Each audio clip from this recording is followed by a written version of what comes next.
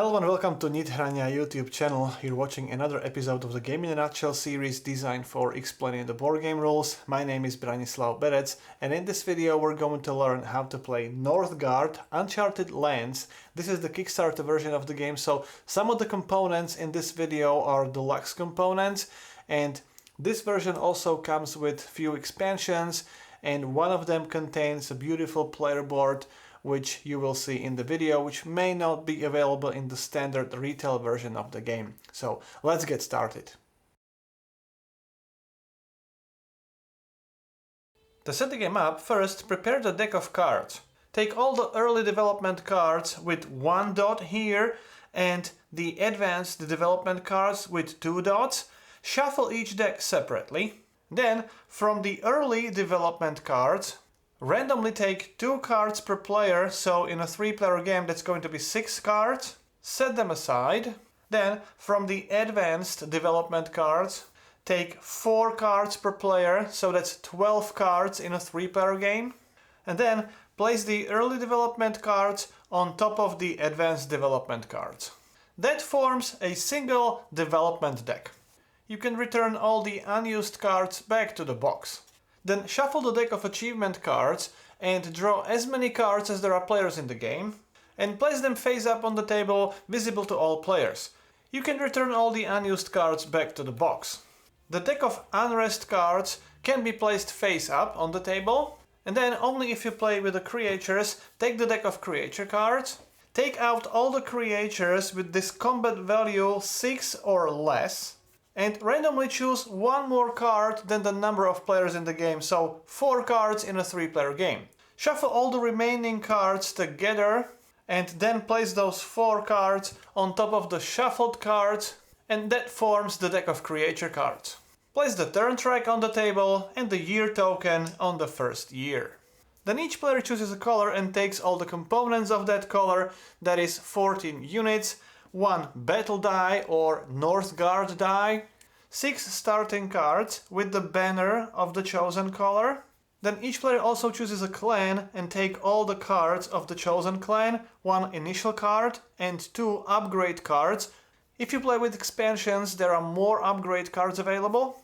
And you can also take the player aid card, or if you have the War Chiefs expansion, you can use these player boards. This one is for the chosen player color and this one for the clan. Take the 6 starting cards together with the initial clan card, shuffle them together and create your initial draw pile. You can keep your clan upgrade cards nearby face up. You can acquire these cards later in the game. Then randomly determine the starting player who will get this first player token. Each player also gets starting resources. First, second and third player in the player order get 2 food and 2 wood tokens. If you play with 4 or 5 players, 4th and 5th player would gain additional food token. Then shuffle all the map tiles and create the draw pile and locate this starting tile. Place that starting tile face up in the middle of the table, and only in a 5-player game locate this tile with this 5 symbol and add it to one side of the starting tile. I'm going to demonstrate a 3-player game, so let me remove that tile for the moment.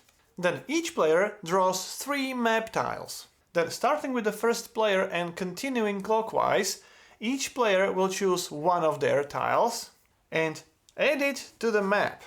It has to be attached orthogonally to the starting tile. Then take 3 of your units and place them in one of the territories of the newly placed tile. It could be any of those empty territories or the territory which has just been closed by the placement of the tile. Once all players are done, repeat the same process again. By the way, if you don't play with creatures, if you draw the tile with this layer symbol, you can ignore it. However, if you do play with creatures, immediately after drawing such tile, draw the topmost card of the creatures deck and place the corresponding creature on the map. Note the color of that creature. So here we have the dark brown wolf, which is placed on that layer. The creature doesn't do anything now, it just appears.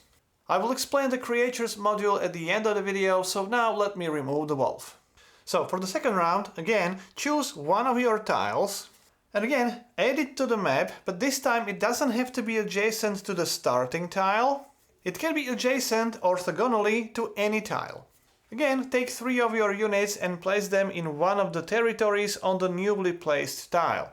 However, there are a few rules that apply here. First, you may not create one large territory which would contain 6 of your units. In that case, your newly placed units must be in another territory. And second, you may never place a new tile in such a way that one of the borders would simply end up in the middle of the nowhere. So in the end, you should have 2 groups of 3 units in 2 different territories.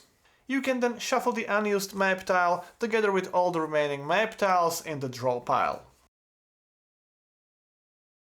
In Northgard Uncharted Lands, each player takes control of one of the clans, trying to explore new lands and territories and gain control of those territories.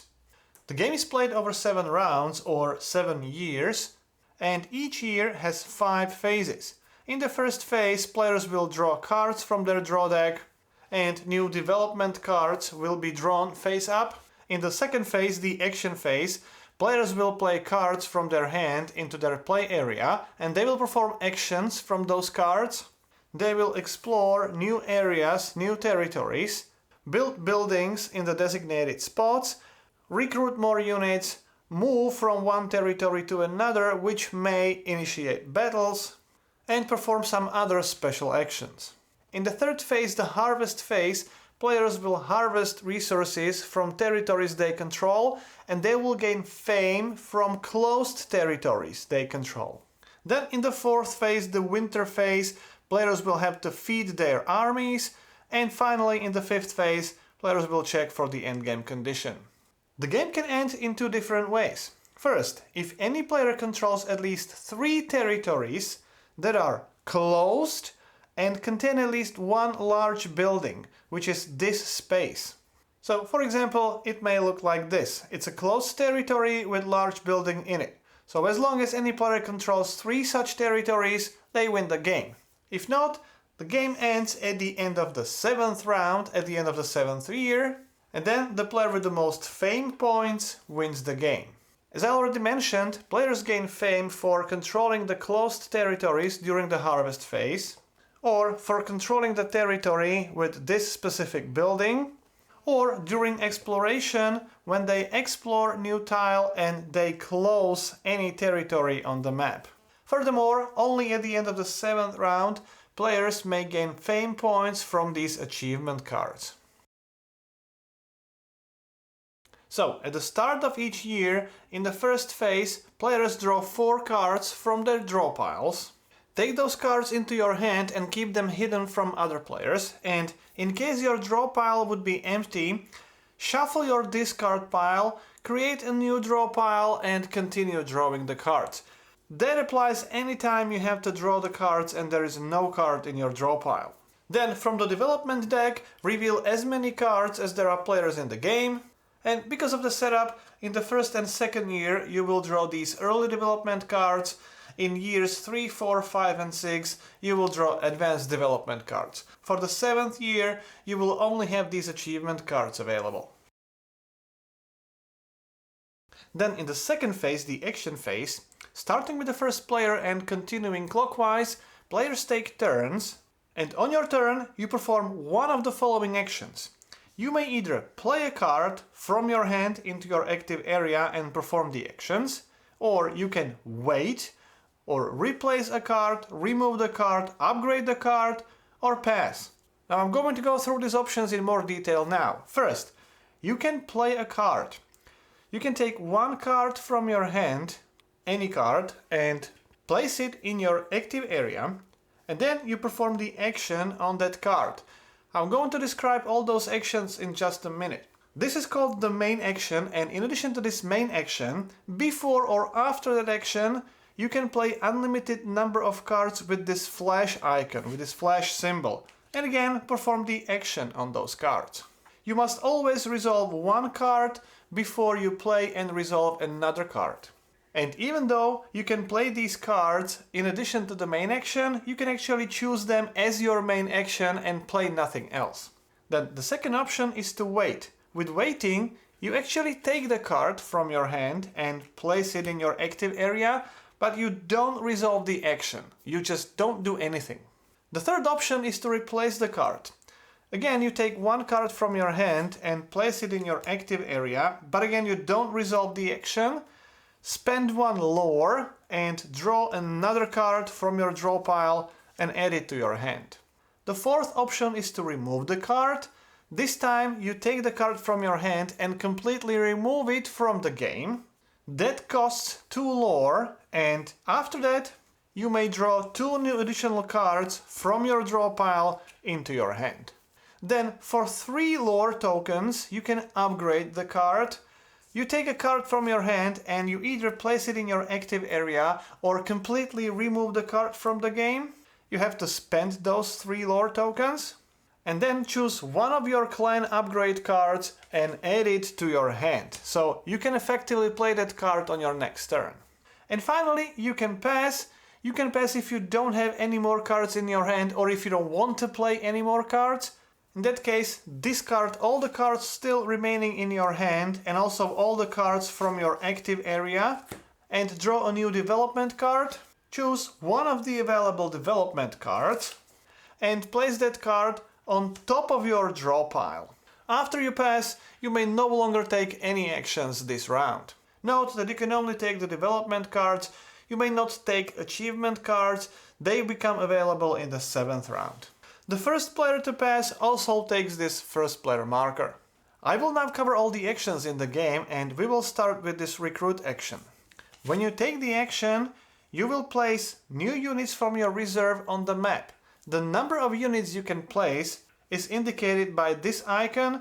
Here it's going to be 1 unit, here 2 units. In this case you may add additional units for resources as described on the card. So you take the indicated number of units from your reserve and place it in any territory you control, so in any territory where you have units. The territory is any area on the map separated by these borders, even if the territory is still open. And there are 2 types of borders in the game, these white regular borders and these yellow rough borders. I will talk about those more during the move action. When you recruit more than 1 unit, in this case we can recruit 2 units, potentially 3rd, you may place these units in different territories. Anyway, you still have to control those territories. When you recruit units and you recruit at least 1 unit in the territory which contains this training camp, you may add 1 additional unit for each training camp in that territory. The number of units you can place and have in each territory is unlimited. You are only limited by the overall number of your units, which is 14 for each player. In case you take the recruit action and you don't control any territory on the map, you can choose any neutral territory, which means any territory without enemy units. With the build action, you may build 1 building on the map. You may only build buildings in the territory you control, and only in these spaces. These are small spaces, these are large spaces. When you build these small buildings, you have to pay 1 wood from your reserve. When you build a large building, you have to spend 3 wood resources. And obviously these small buildings can only be placed on these small spaces and large buildings on the large spaces. The only exception is this carved stone. It can only be placed on the space like this. Even though it's a small building, it may not be placed on these kind of spaces. On the other hand, you can build any small building on the space with a carved stone symbol. You may not build the building of the same type which already exists in the territory. However, as we will see later in the video, due to certain game effects, it may happen that one territory will have the same buildings. There are only 7 tokens, 7 buildings of each type in the game, so if you run out of them, you may no longer build that type of building.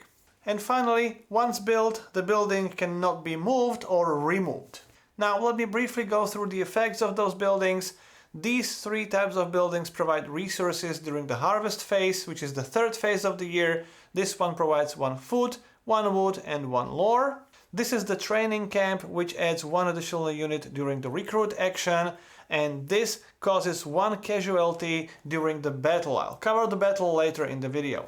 With this large building, you draw one additional card at the start of the year, so you don't draw 4, you draw 5. This provides 3 fame points, the victory points during the harvest phase, and this one gives you 2 additional combat points when defending in the territory. When you take this move action, you may take as many independent number of moves as the number on the card. So in this case, with the basic action, you may only perform 1 move. When using development cards, you may use 2, 3 or even 4 moves. When you perform a move, you may take any number of units from one territory and move it to another territory. When you cross this regular border, it costs 1 movement point. In order to cross this yellow rough border, you have to spend 2 movement points. So with this basic action of 1 move, you may not cross those yellow borders. If you would, for example, take the action and make 2 moves, you may either cross the rough border, for example like this, or you may perform 2 independent moves. For example, this could be 1 move and then this could be another. Remember, 1 move is taking any number of units from one area and moving them to another area. That means you may combine units and move them together, or you may move units, drop off some of them and continue moving with only fewer of them. And you may also move into different areas, initiating more than 1 combat. Because when you enter into a territory with the units of another player, that initiates the combat. You may never move through the territory with enemy units. You have to stop there and that initiates the combat. You complete all the moves first and resolve the combats afterward. Resolving the combat is quite simple. First, count the number of attacking units and the number of defending units, and those are the basic combat points. Here we have 3 combat points for the attacker, 2 combat points for the defender. Then add any combat bonuses from buildings or cards. For example, if the attacker would play this card, they would gain 2 additional combat points as the bonus and 2 additional combat points for the defender from this building. Then, starting with the attacker, both players may pay food tokens to boost the power of their soldiers. You may only spend as many food tokens as you have units in the territory, and each food token increases your combat value by 1. So here the attacker has 3 plus 3 plus 2, that's 8 as the basic combat value. If the defender would also spend 2 food tokens, that would be 1, 2, 3, 4, 5, 6, which is the basic combat value for the defender. Then both players roll dice and add the value of the die to the combat value of your army. So in this example, we have 1 additional combat point for the blue player, so the overall combat value for the blue player is 9, and the purple player as the defender also has the combat value of 9. Then apply any casualties. The skull symbol indicates 1 casualty. Here the defender also has 1 skull symbol on the building, which means both players lose 1 unit, which returns back to their reserve. And now the player with a higher combat value wins the combat. In case of a tie, the defender wins.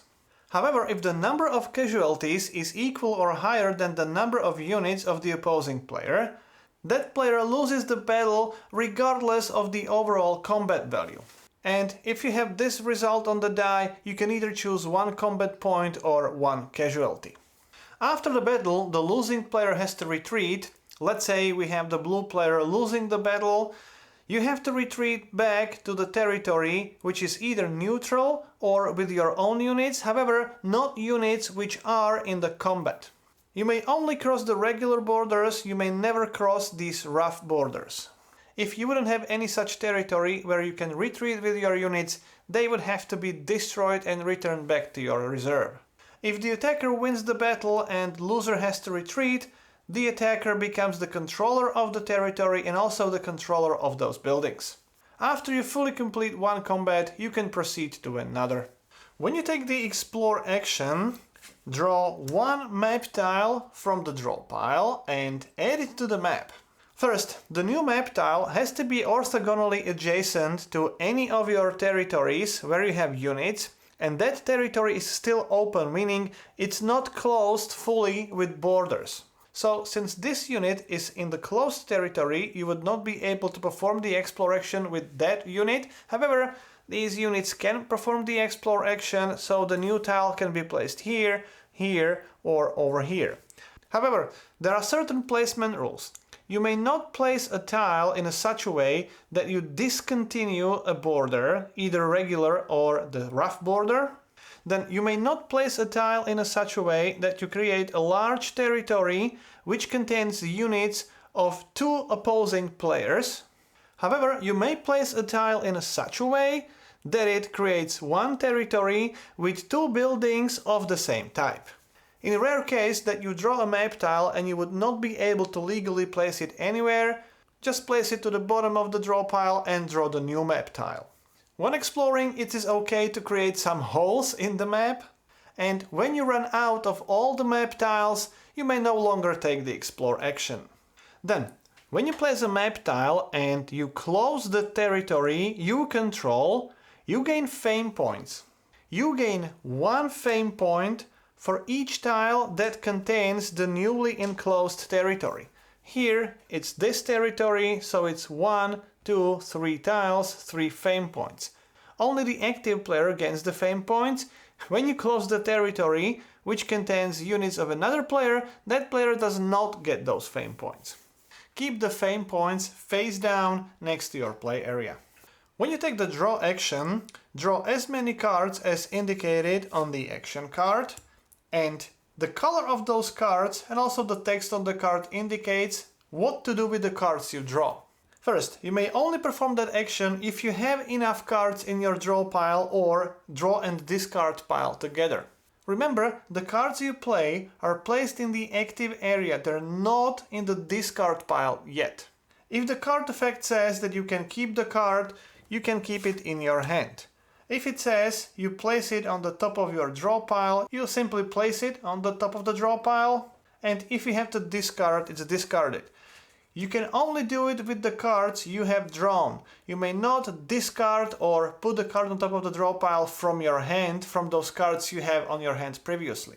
When you have to place more than one card on the top of your draw pile, you can place them in any order you want. Finally, the cards with this symbol are special actions. You can find the descriptions of those actions on the card. And don't forget that each clan also has a special power. You can find the overview of the clan powers on your Player 8 card. After all players have passed, proceed to the third phase, the Harvest phase, in which you collect fame and resources. First, collect fame. For each closed territory you control that only spreads on 2 tiles, you gain 1 fame point. For controlling any other larger territories, you get 2 fame points. You don't get any fame points for open territories. If you control a territory with this building, take 3 additional fame points.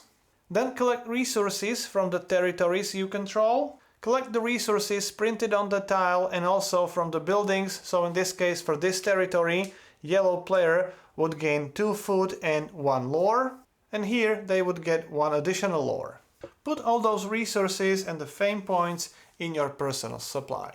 By the way, these larger tokens count as 5 resources of the given type. After that you may trade resources. When you spend 3 resources of one type, in exchange you get 1 resource of another type. You have to exchange resources, you may never get fame points. Then after the harvest phase, proceed to the winter phase, where you have to pay resources for your armies. Count the number of units you have on the map, here it's 5 units, and consult this small table to see how many resources you have to pay. In this case it's just 1 food. Obviously, the more units you have on the map, the more resources you have to spend. If you wouldn't have enough resources, spend as much as you have, and then take 1 unrest card and place it on top of your draw pile. The unrest card may never be removed from your deck, and it's worth -5 victory points or fame points at the end of the game. In the last phase of the year, first check for the endgame conditions. If any player controls at least 3 territories, and those territories contain at least one large building, that player immediately wins the game regardless of number of fate points each player has. The game would also end if it's the end of the 7th round, the 7th year. If none of those endgame conditions would be triggered, simply proceed to the next year. If at the end of the year any player would have no units on the map, that player would be allowed to take 3 units and place them in any neutral territory, so the territory without any other units. That player would keep all their cards, resources, fame points. They would just get the helping hand of getting 3 new units on the map. If it's the end of the 7th year, instead of the development cards, players now take these achievement cards, so the first player to pass may choose one of those cards, then the next player to pass choose another one, and so on. To calculate your final score, count up all your fame token points you have, then add the fame points from your development cards and your achievement card and subtract the victory points or the fame points from the unrest card, and then for each set of resources, so one set of wood, food and lore, take 1 additional fame point, so here it would be 2 more fame points for 2 sets of resources, then count up all those fame points and the player with the most fame points is the winner. In this chapter I will cover the Creatures module. Anytime you explore and you add a tile with the Creatures lair, draw the top card of the Creatures deck and add it to the line of Creatures. Note that there are creatures of the same type with different colors, so make sure you select the creature of the corresponding type and the color, and place that creature on the lair. When the creature appears, it doesn't move, however, it immediately activates. Activating means that it triggers the special effects of that creature. So, for example, if the yellow player would play the Explore action and close this territory, however, that would create the territory with the lair. Yellow player would have to reveal the next creature card, which would be Draugr. It would be placed on the map, and it would also activate, which means the player removes 1 unit from that territory. So the yellow player would lose 1 unit from that territory. It may happen that by taking the Explore action, you may create a territory with 2 or more creatures in it. Now, majority of creatures can coexist in the territory with player units, so you may move into a territory with a creature and that doesn't trigger the combat, and you may even pass through and continue with the movement. The only exception would be a case when 2 creatures are in the same territory. In that case, you may never enter such territory. However, there are some creatures that don't share its territory with the player. If you would enter a territory with such creature, that would immediately initiate a combat. By the way, that can only happen if that creature is in the neutral territory, or you may even be in the same territory as the creature.